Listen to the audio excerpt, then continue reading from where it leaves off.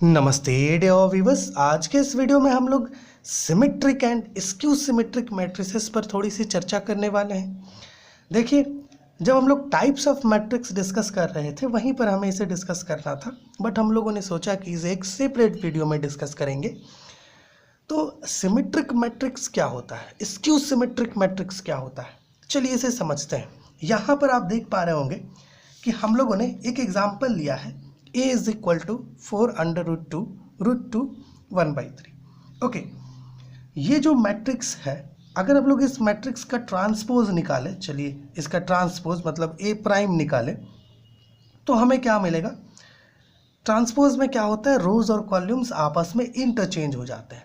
अगर आप यहाँ पे रोज और कॉलम्स को इंटरचेंज भी करते हो तो आप ये चीज़ देखेंगे कि जो एलिमेंट्स है ना, इस मैट्रिक्स में जो एलिमेंट्स हैं वो लगभग एक ही जगह पर रह रही है। मतलब ए का ट्रांसपोज निकालने के बाद भी ये हमें ए से ही इक्वल मिल रहा है।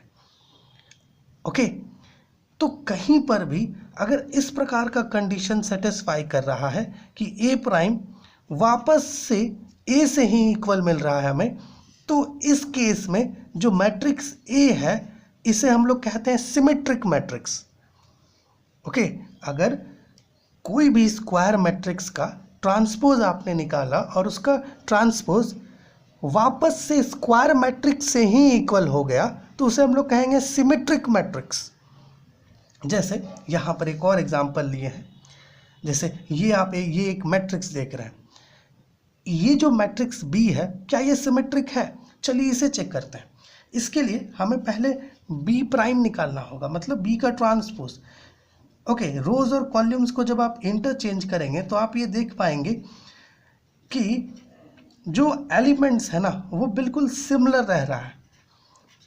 ओके, इस केस में भी आप ये देखिए कि बी प्राइम जो ट्रांसपोज निकाले हैं हम लोग बी का, वो बी से ही इक्वल आ रहा है।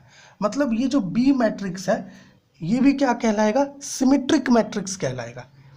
अगर कहीं पर भी आप किसी गिवन मैट्रिक्स ए का ट्रांसपोज पता कर रहे हैं और ये ट्रांसपोज इन रिटर्न ए से ही इक्वल मिल रहा है आपको, तो इस कंडीशन को जब मैट्रिक्स सेटिस्फाई करती है तो उस मैट्रिक्स को हम लोग कहते हैं सिमेट्रिक मैट्रिक्स। ओके, जैसे यहाँ हम लोग लिखे हैं, देखिएगा, a square matrix A is said to be symmetric if A prime is equal to A. किसी स्क्वायर मैट्रिक्स ए को हम लोग सिमेट्रिक मैट्रिक्स तभी कह सकते हैं जब उस मैट्रिक्स का ट्रांसपोज उसी मैट्रिक्स से इक्वल हो। ओके, और यहाँ पे हम लोग लिखे हैं कि A is symmetric if A J I is equal to A I J, A J I. Okay, A J I is equal to A I J. इसका मतलब ये है कि जहाँ पर A21 है ये A12 से इक्वल होगा। समझ रहे हैं ना? जैसे यहाँ पे देखिए A11 और A22 को तो फिर क्या ही छोड़ना है, ये तो सिमिलर रहेगा। जैसे ये A12 है और ये आपका A21 है, ये दोनों सिमिलर है। समझ रहे हैं?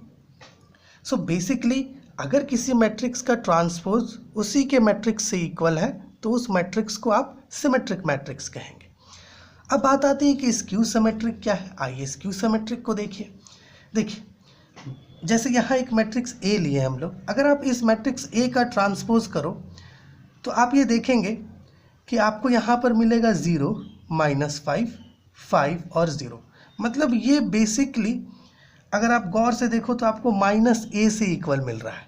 अगर आप a का माइनस निकालोगे, -a निकालोगे तो आपको वैल्यू कुछ ऐसा ही मिलेगा, 0, -5, 5 और 0। ओके, जो इससे इक्वल है ना। इस गिवन मैट्रिक्स का जब आप ट्रांसपोज निकाल रहे हैं तो वो आपको -a से इक्वल मिल रहा है। ओके, इस प्रकार के मैट्रिक्स को हम लोग स्क्यू सिमेट्रिक मैट्रिक्स कहते हैं। अगर कहीं पर भी आपने गिवन मैट्रिक्स का ट्रांसपोज निकाला और वो आपको मैट्रिक्स के निगेटिव से इक्वल मिल गया, इस कंडीशन में जो गिवन मैट्रिक्स होगा उसे हम लोग कहेंगे स्क्यू सिमेट्रिक मैट्रिक्स। क्या कहेंगे? स्क्यू सिमेट्रिक मैट्रिक्स कहेंगे। ओके, समझ पा रहे हैं? चलिए यहाँ पर एक और एग्जांपल लिए, इससे देखते हैं।